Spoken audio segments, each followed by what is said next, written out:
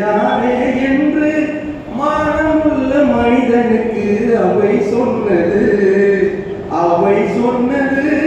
அதில் அர்த்தம் உள்ளது.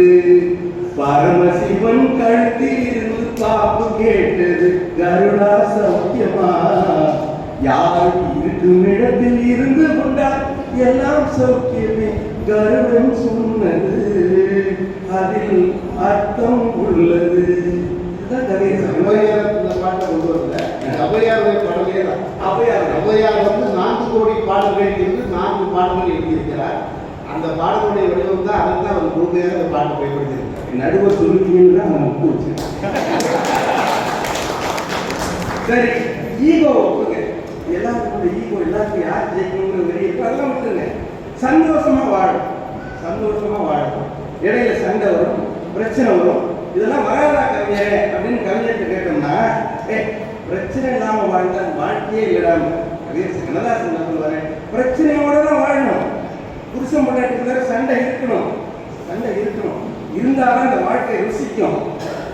அப்படி வரும்போது ஒரு மனைவி என்ன பண்றா, ஒரு அந்த படம் பார்த்தவங்களுக்கு தெரியும்.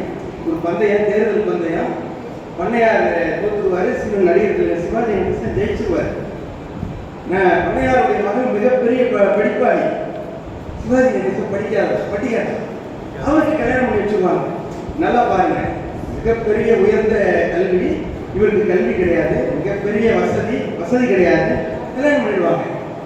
இந்த கதாநாயகி யாரும் சொல்லல, ஒரே வார்த்தை சொல்லுவார், என்ன நீ தொடக்கூடாது, கல்யாணம் ஆயிடுச்சு, மனைவியா இருக்கா, தொடக்கூடாது அப்படின்னு அந்த இடத்துல பார்த்து வச்சாரு. நிலவை பார்த்து வானம் சொன்னது என்னை தொடாதே. ஒண்ணு வச்சுங்க, நான் ஒண்ணுன்னா சொல்றேன், நல்லா யோசிச்சு பாருங்க.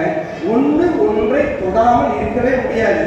நிலவை பார்த்து வானம் சொன்னது என்னை தொடாதே, நிழலை பார்த்து பூமி சொன்னது என்னை தொடாதே, நதியை பார்த்து நான் சொன்னது என்னை தொடாதே, நாளை பார்த்து இரவு சொன்னது என்னை தொடாதே.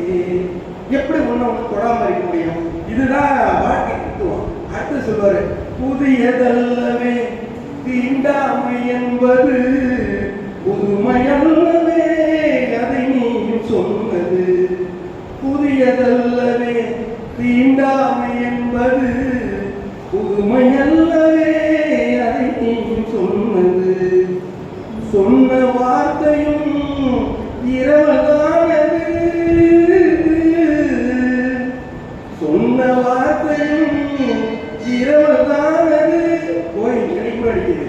திருநீலகண்டரின் மனைவி சொன்னது, திருநீலகண்டரின் மனைவி சொன்னது, நிலவை பார்த்து வானம் சொன்னது, மிக பௌர்ணமி என்னை தொடாதே, நிலவை பார்த்து பூமி சொன்னது என்னை தொடாதே. அடுத்த சொல்லுவாங்க, யாரையும் தொடாம இருந்த வாழ்க்கையே கிடையாது.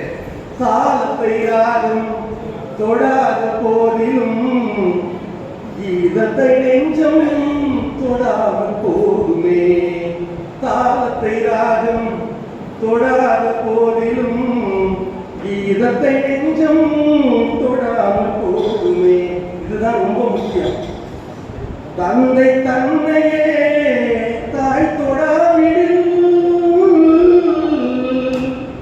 தந்தை தன்னையே தாய் தொடாவிடில், நீயும் இல்லையே இனி நானும் இல்லையே, நீயும் இல்லையே இனி நானும் இல்லையே, நிழல் பார்த்து வானம் சொன்னது என்னை தொடாதே. இதை விட தத்துவம் என்னன்னு சொல்லுங்க.